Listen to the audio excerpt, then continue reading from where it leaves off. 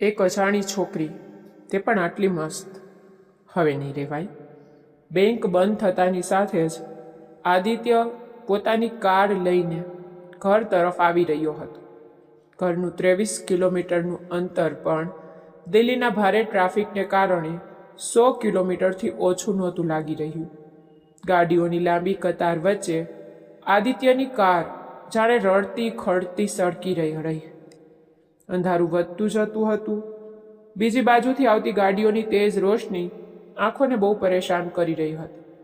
જેવા આદિત્યએ દક્ષિણ પશ્ચિમ દિલ્હીમાં પ્રવેશ કર્યો કે તરત જ બધો ટ્રાફિક લગભગ ખતમ થઈ ગયો. રસ્તો સાવ સુમસામ હતો. આદિત્ય ગાડીની સ્પીડ વધારીને વહેલામાં વહેલી તકે ઘરે પહોંચવાની કોશિશમાં હતો. અચાનક રસ્તાના કિનારે એક છોકરીને પડેલી જોઈને તે ચમકી ગયો. તેના પગ આપોઆપ બ્રેક પર દબાઈ ગયા. તેણે તરત જ કારના બ્રેક લગાવી પાર્કિંગ લાઇટ ઓન કરી અને તે છોકરીની પાસે ગયો. છોકરીના માથા પર ગંભીર ઈજા થઈ હતી, જેના કારણે તે બેભાન થઈ ગઈ હતી. જો કે રસ્તો મોટે ભાગે ખાલી જ રહેતો, છતાં છેલ્લા 2-3 કલાકથી તેને કોઈએ ન જોઈ હોય એવું તો બની જ ન શકે. અત્યારે પણ જે ગાડીઓ ત્યાંથી પસાર થઈ રહી હતી, તેઓ માત્ર પોતાની ગાડીઓના કાચ નીચે કરીને એક ક્ષણ માટે તેમની તરફ જોતા અને આગળ વધી જતા.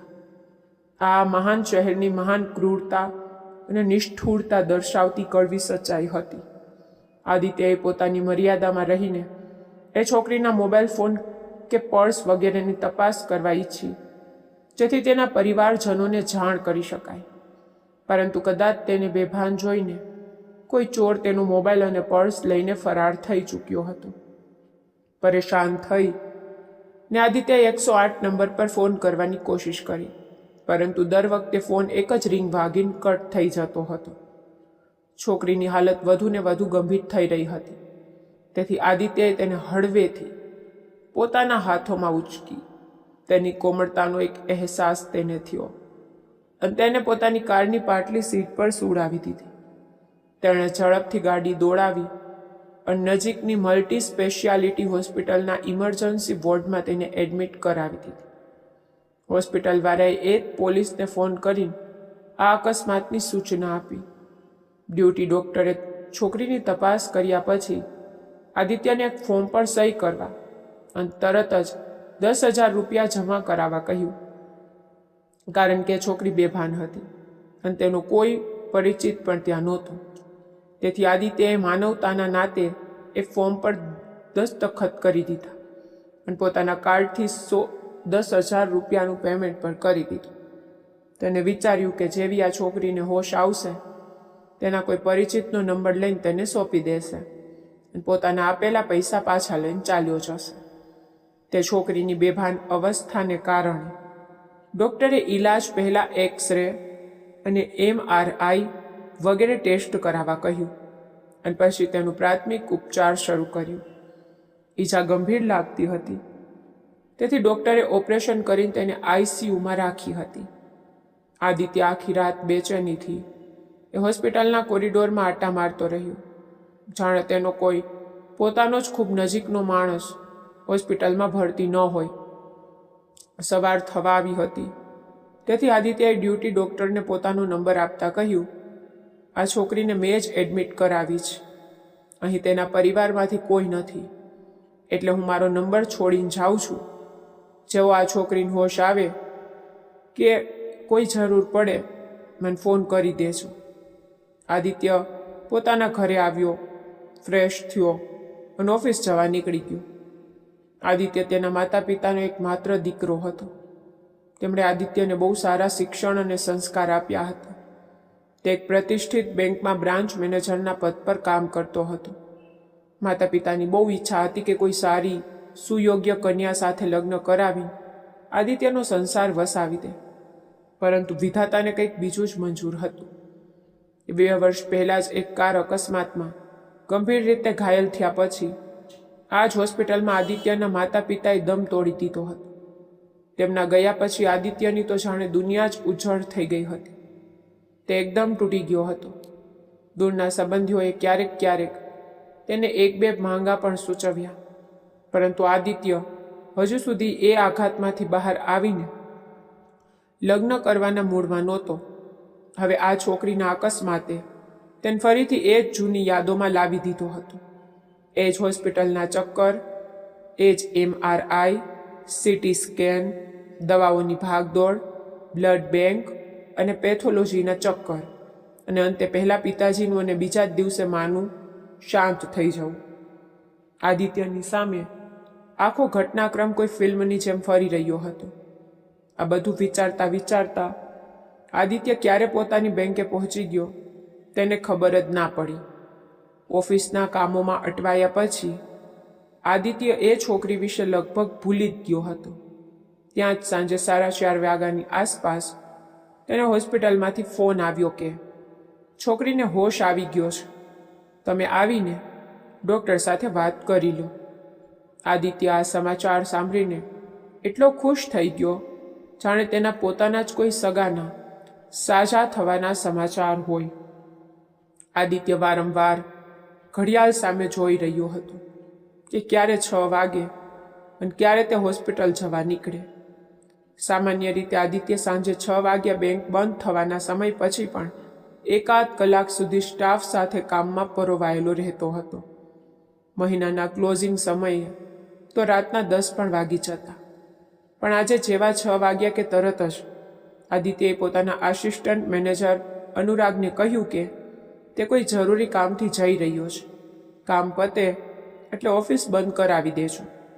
આદિત્ય એ જ ધીમે ચાલતા ટ્રાફિકમાં પોતાની શક્ય એટલી ઝડપે હોસ્પિટલ તરફ જઈ રહ્યો હતો. પરંતુ તેના વિચારોની સ્પીડ તેના કરતાં પણ વધારે તેજ હતી. કોણ હશે એ છોકરી? શું થયું હશે તેની સાથે? અકસ્માત કેવી રીતે થયો? તેના કોઈ સગા સંબંધી હશે કે તે પણ મારી જેમ એકલી જ હશે? ક્યાંક તે પરણેલી તો નહીં હોય ને? કેટલાય સવાલો આદિત્યના મગજમાં તરી રહ્યા હતા. વિચારોની આ ઉથલ-પાથલ વચ્ચે આદિત્ય હોસ્પિટલ પહોંચી ગયો. રિસેપ્શન પરથી એ છોકરીની વિગતો લઈને તે ઝડપથી તેના રૂમ તરફ આગળ વધ્યો. ત્યાર સુધીમાં તે છોકરીને ICUમાંથી શિફ્ટ કરીને પ્રાઇવેટ રૂમમાં લાવી દેવાઈ હતી. આદિત્યએ એ પ્રાઇવેટ રૂમના દરવાજાના કાચમાંથી જ તે છોકરી તરફ જોયું. તે છોકરી હોસ્પિટલના સામાન્ય વાદળી ડ્રેસમાં પણ કોઈ અપ્સરાથી કમ સુંદર નહોતી લાગી રહી. ઘેરી કાળી આંખો, મીણ જેવો ગોરો વાન અને કંડારેલું સુરેખ બદન. આદિત્યએ કદાચ આટલી સુંદર છોકરી પોતાની જિંદગીમાં ક્યારેય નહોતી જોઈ. તેની સુંદરતા જોઈને તેના દિલના કોઈ ખૂણામાં એક અજાણી હલચલ થઈ ગઈ.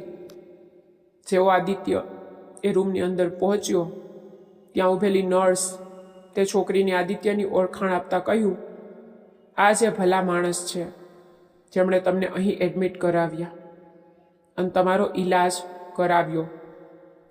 આદિત્યએ હસીન જેવું એ છોકરી તરફ જોયું કે તે છોકરી અચાનક આદિત્યને જોઈને વ્યાકુળ અવાજે બોલી ઉઠી, વિશાલ, ક્યાં ચાલ્યો ગયો હતો તું? તારી મધુને આમ એકલી છોડીને? વચન આપ કે હવે મને ક્યારેય છોડીને નહીં જાય. આટલું કહીને તે ફરીથી બેભાન થઈ ગઈ. નર્સે તરત જ ડ્યુટી ડૉક્ટરને બોલાવી લાવી.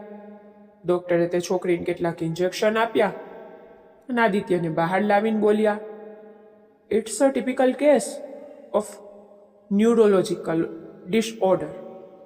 આ એક માનસિક કે જ્ઞાન તંતુની બીમારીનો કિસ્સો છે. તેને ઠીક થવામાં ઘણો સમય લાગી શકે છે. ત્યાં સુધી એ જે પણ કહે આપણે એ જ સાચું માનીને ચાલવું પડશે, નહીં તો તેનો જીવ પણ જોખમમાં મુકાઈ શકે છે.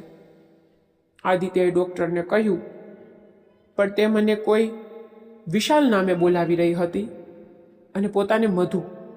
કદાચ વિશાલ તેનો પ્રેમી કે પતિ હશે. એવામાં મારી મુશ્કેલી વધી જશે. ડૉક્ટરે કહ્યું, તો વધુ સારું છે. તમે તેના પ્રેમી અને હમદર્દ બનીને તેની પાસેથી તેના વિશે વધુમાં વધુ માહિતી મેળવી શકો છો. આ તો અમારા ઈલાજ માટે બહુ મદદરૂપ થશે. આદિત્યએ પૂછ્યું, પણ એવું કરવું એની સાથે દગો નહીં કહેવાય? અને જો કોઈ કાનૂની અડચણ આવી ગઈ તો હું તો ક્યાંયનો નહીં રહું.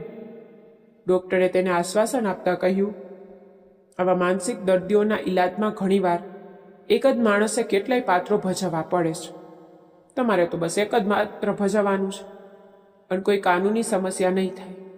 હું પોતે આ બાબતમાં જુબાની આપી શકું છું અને કાલે આપણે અહીંના થાણા પ્રભારી સાથે પણ વાત કરીને તેમને વિશ્વાસમાં લઈ લઈશું. મળતા શું ન કરે, આદિત્યએ મધુના સારા ઈલાજ ખાતર વિશાલનું પાત્ર ભજવવા રાજી થઈ ગયો. લગભગ 3 કલાક પછી જ્યારે એ છોકરી એટલે કે મધુને હોશ આવ્યો ત્યારે તેના હોશમાં આવતાની સાથે જ નર્સ આદિત્યને બોલાવી લાવી. આદિત્ય મધુની પાસે પડેલા સ્ટૂલ પર બેસી ગયો.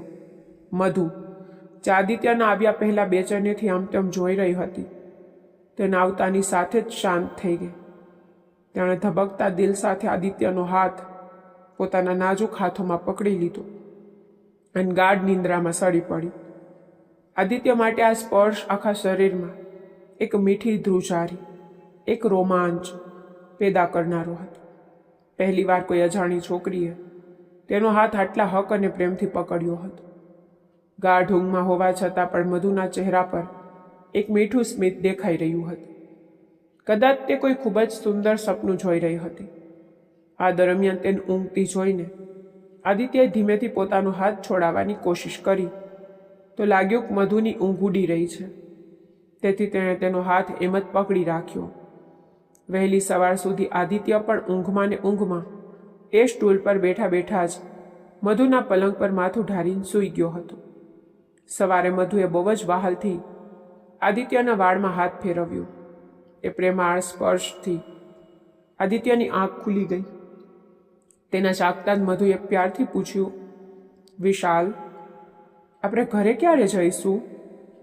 તેણે સંભાળીને કહ્યું, એકવાર ડૉક્ટર પરમિશન આપી દે પછી આપણે ઘરે ચાલ્યા જઈશું.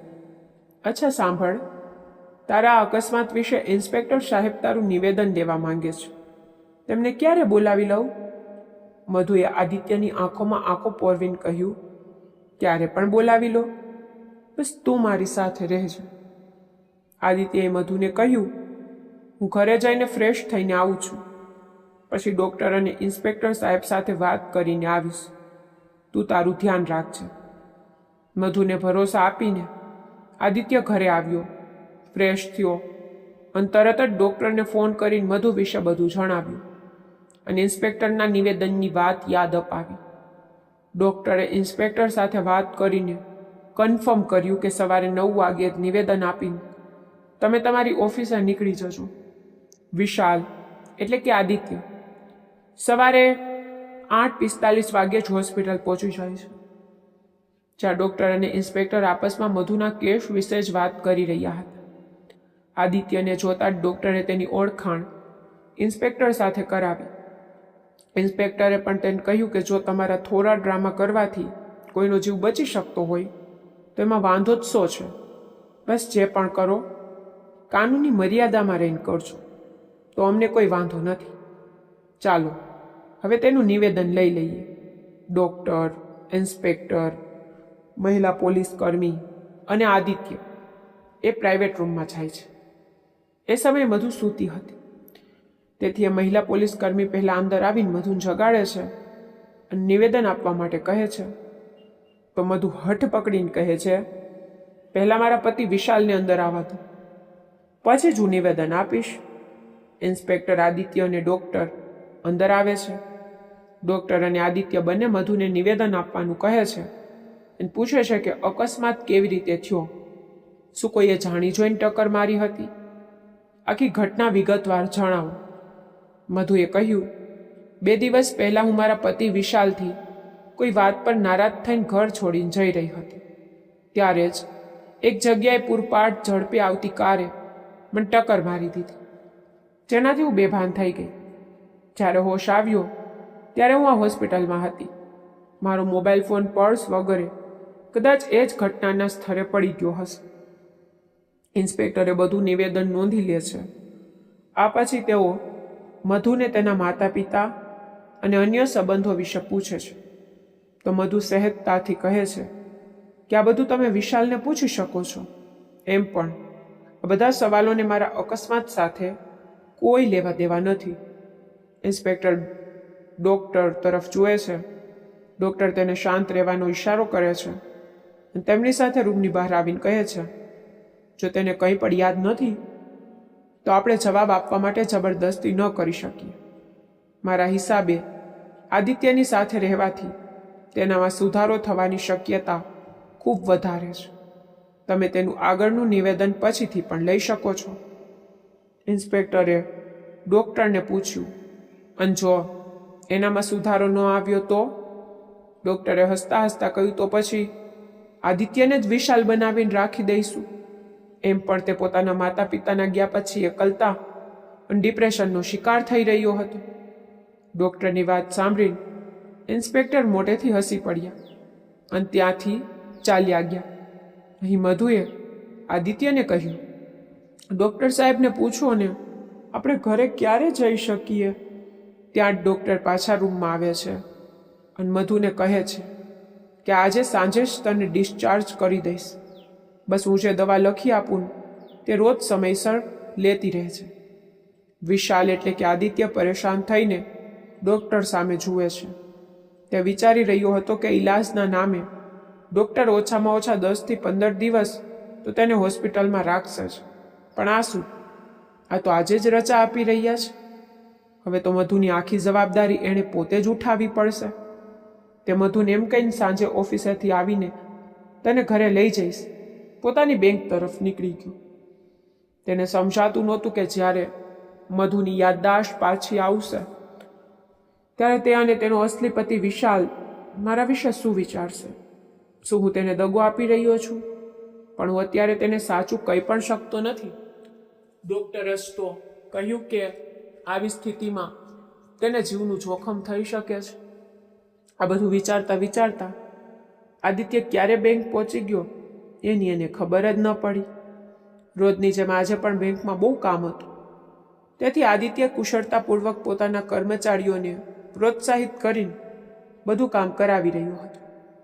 ખાસ ગ્રાહકોને પોતાની કેબિનમાં બોલાવીને ચા કોફીની ચુસ્કીઓ સાથે તેમની સમસ્યાઓનો ઉકેલ લાવવામાં આદિત્યને મહારત હાંસિલ હતી.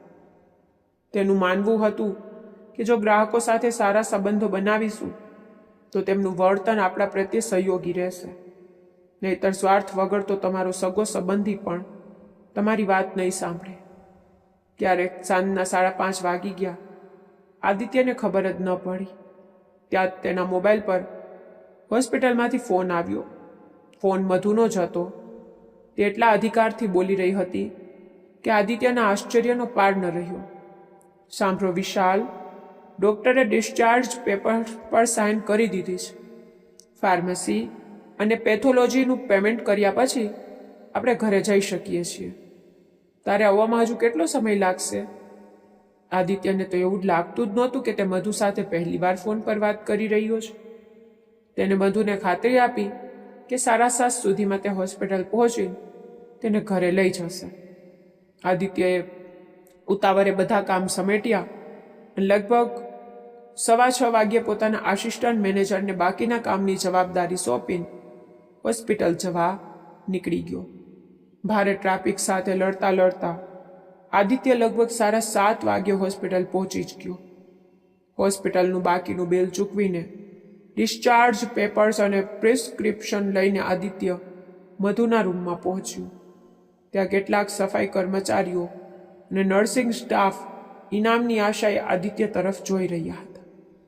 આદિત્યએ પોતાના વોલેટમાંથી કાઢીને એ લોકોને થોડા ઘણા રૂપિયા ઇનામ તરીકે આપ્યા અને મધુ તરફ જોઈને બોલ્યો, ડિસ્ચાર્જની બધી વિધિ પતી ગઈ છે.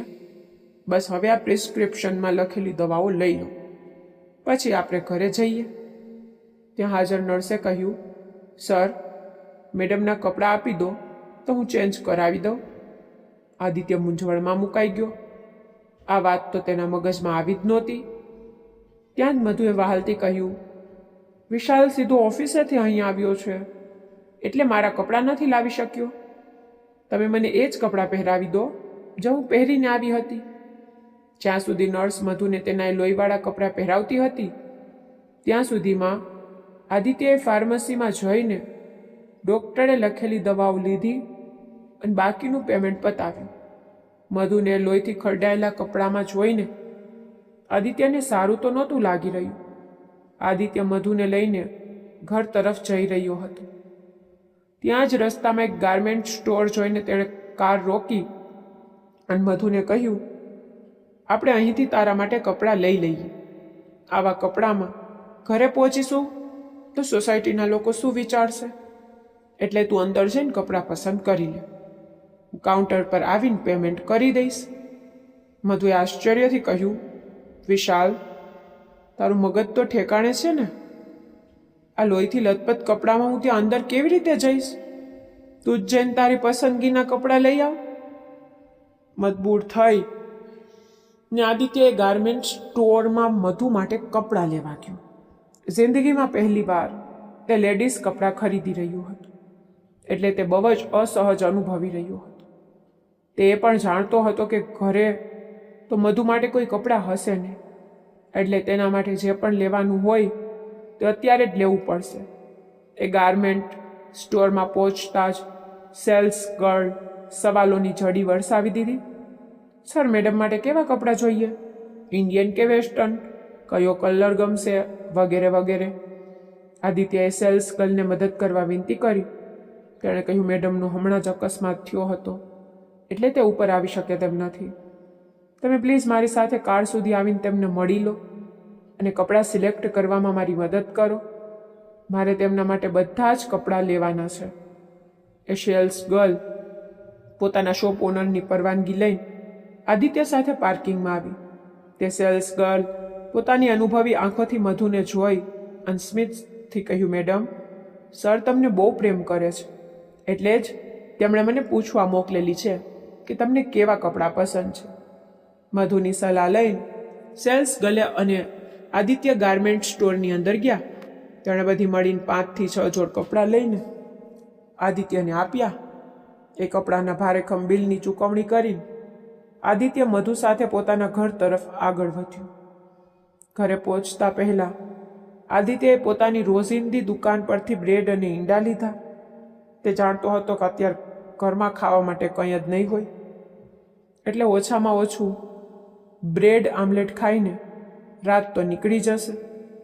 પોતાની સોસાયટીમાં પહોંચ્યા પછી આદિત્યએ કપડાના કેટલાક પેકેટ્સ મધુને એવી રીતે પકડાવ્યા જેથી તેની આડમાં મધુના કપડા પરનો લોહીનો ડાઘ છુપાઈ જાય, અને બાકીના સામાનની મદદથી મધુને ઢાંકવાની કોશિશ કરતો તે લિફ્ટ દ્વારા પોતાના ફ્લેટ સુધી લઈ ગયો.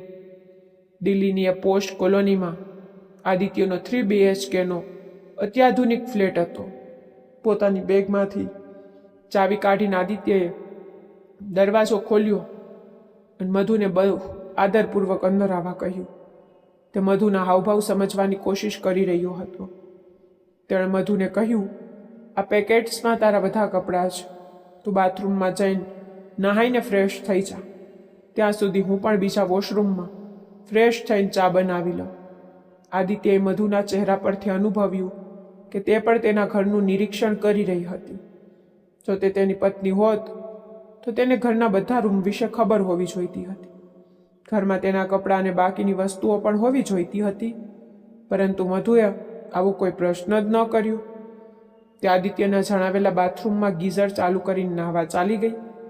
ત્યાં સુધીમાં આદિત્ય પણ બીજા વોશરૂમમાં જઈને ફ્રેશ થઈને ચા નાસ્તો બનાવવામાં લાગી ગયો.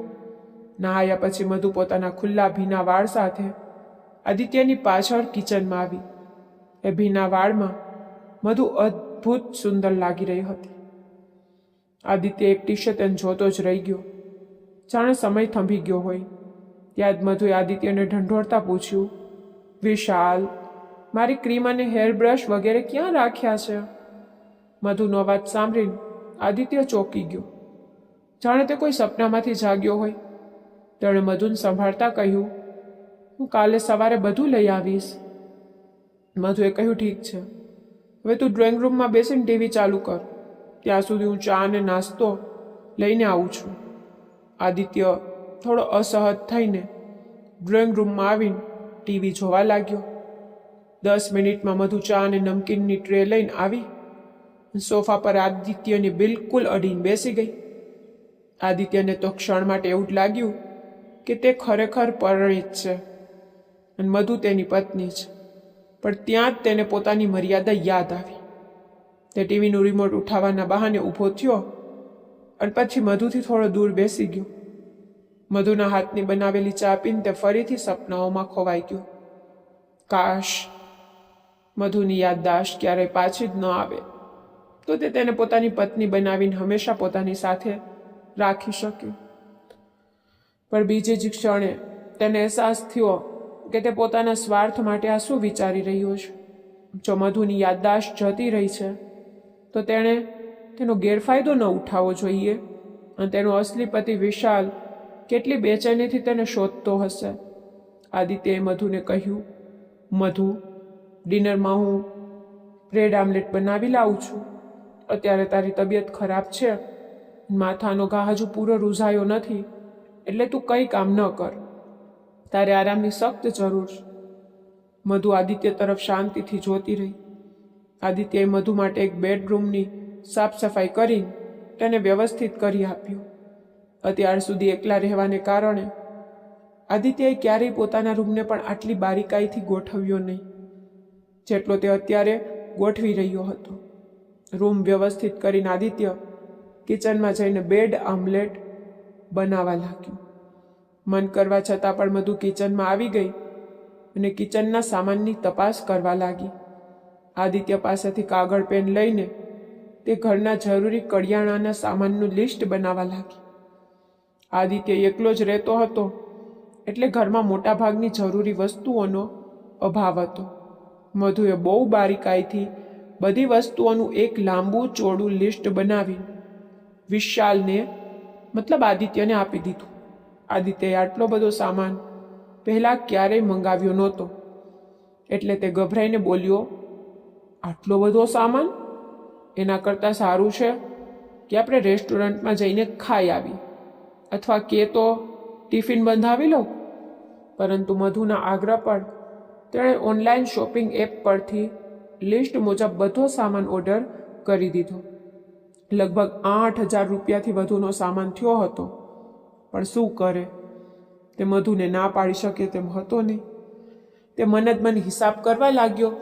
લગભગ 15,000નો હોસ્પિટલનો ખર્ચ, 16,600ના કપડાં અને હવે 8,000નું કરિયાણું. આ દરિયાદિલી તો તેને બહુ મોંઘી પડી રહી હતી, પરંતુ તેમ છતાં ઘરમાં મધુનો આ મીઠો સાથ તેને બહુ ગમી રહ્યો હતો. મધુ અત્યારે ટીવી જોવામાં વ્યસ્ત હતી તો આદિત્ય પોતાનું લેપટોપ ખોલીને ઓફિસનું થોડું કામ પતાવવા લાગ્યું.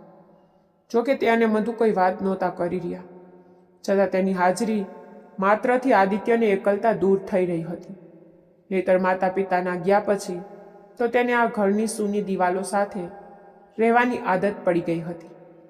એકાદ કલાક પછી જ્યારે આદિત્ય ફ્રી થયો ત્યારે તેને મધુની નજીક જઈને કહ્યું, જ્યાં સુધી તારો ઘા રૂઝાઈ ન જાય તું આ બેડરૂમમાં સૂઈ જશે.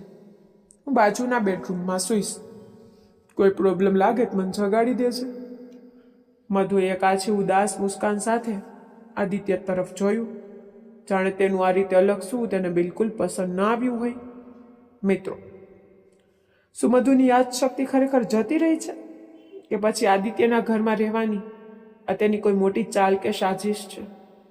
તમને શું લાગે છે? તો આ વાર્તાનો આગળનો ભાગ જોવા માટે ચેનલને સબસ્ક્રાઈબ કરી લેજો. ધન્યવાદ. Bye bye.